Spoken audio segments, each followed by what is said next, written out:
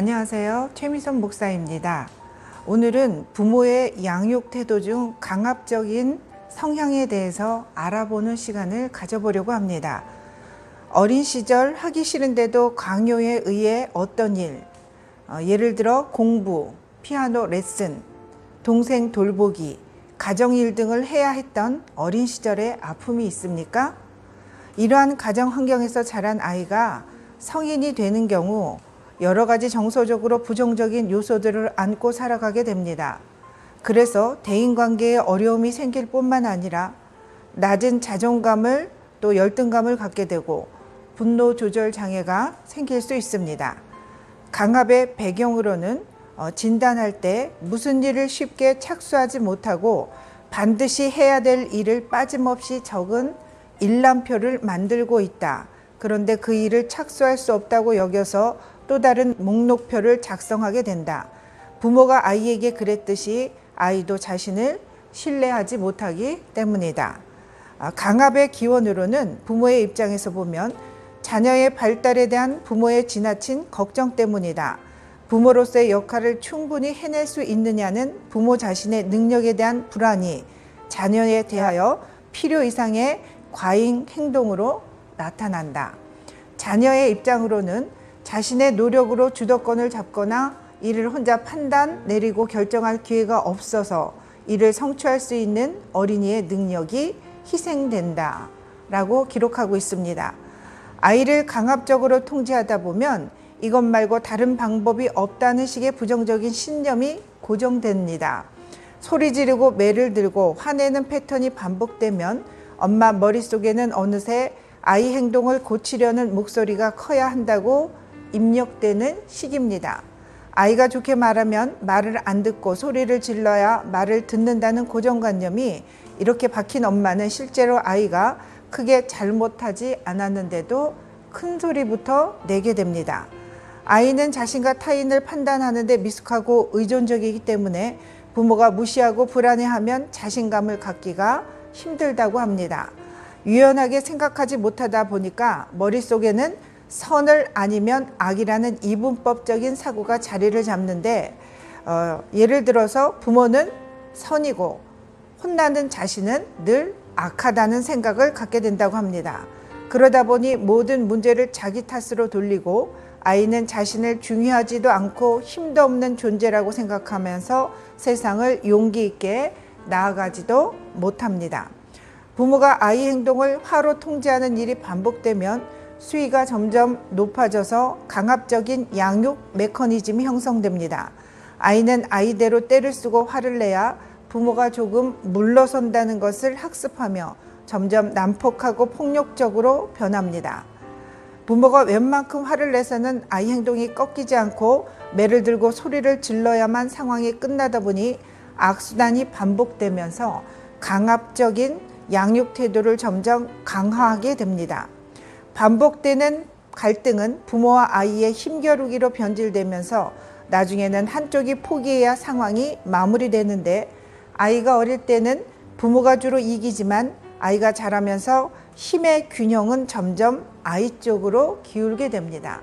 그러므로 아이가 자랄수록 사춘기가 지나게 되면 그때는 부모의 말을 전혀 듣지 않는 그런 현상이 나타나게 되는 거죠.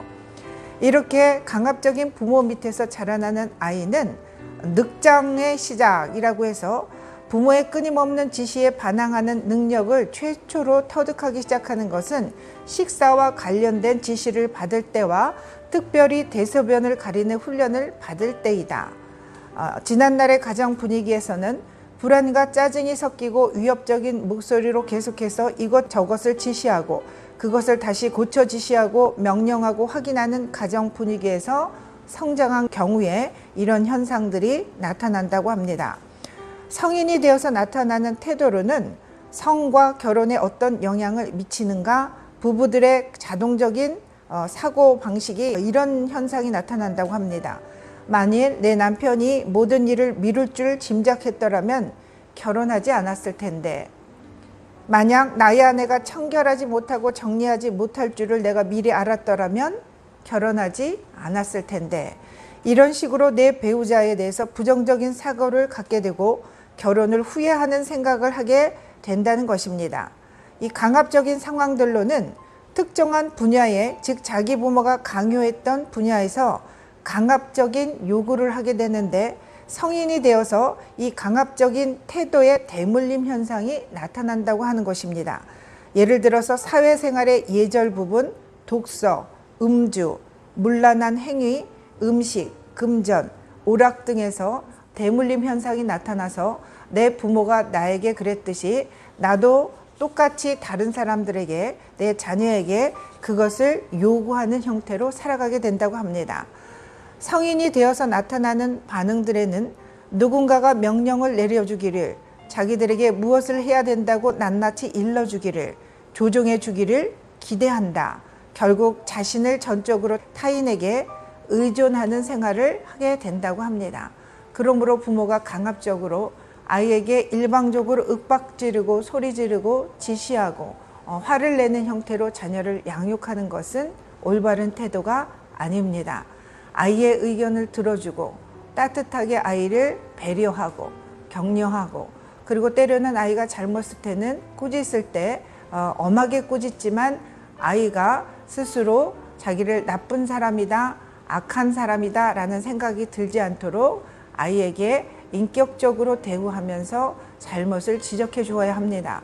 부모의 역할을 한다는 것이 결코 쉽지는 않지만, 그러나 하나님이 주시는 지혜를 가지고 자녀들을 하나님의 사랑으로 대하고 또 자녀들을 올바른 길로 인도하기 위해서 부모가 자신을 한번 돌아보는 시간을 가져보는 것도, 그것도 하나님의 뜻이라고 생각이 듭니다. 기도하시겠습니다. 사랑해 주님 감사합니다.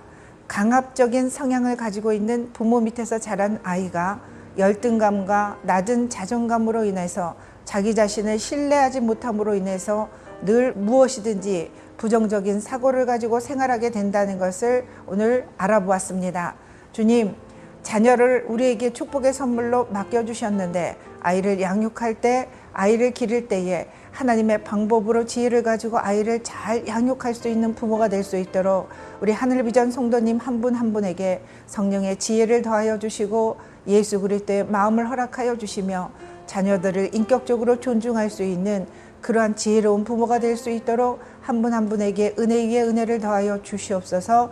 예수님의 이름으로 감사하며 기도드렸습니다. 아멘.